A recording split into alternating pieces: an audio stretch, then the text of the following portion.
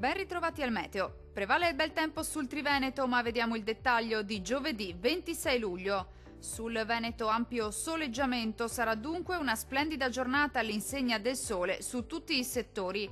Al pomeriggio tuttavia non si escludono degli occasionali piovaschi sui monti del Bellunese in locale sconfinamento alle pianure occidentali.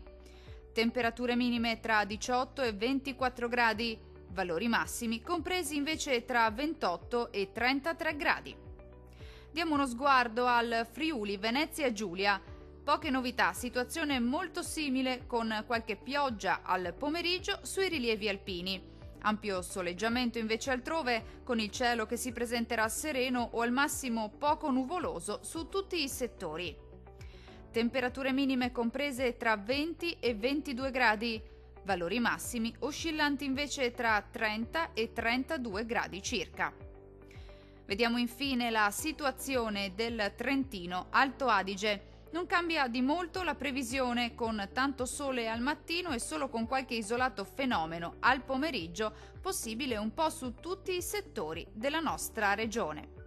Uno sguardo infine alle temperature. Le minime saranno comprese tra 17 e 18 gradi, valori massimi oscillanti invece tra 31 e 33 gradi circa. Dal meteo di Antenna 3 per ora è tutto. Arrivederci al prossimo aggiornamento.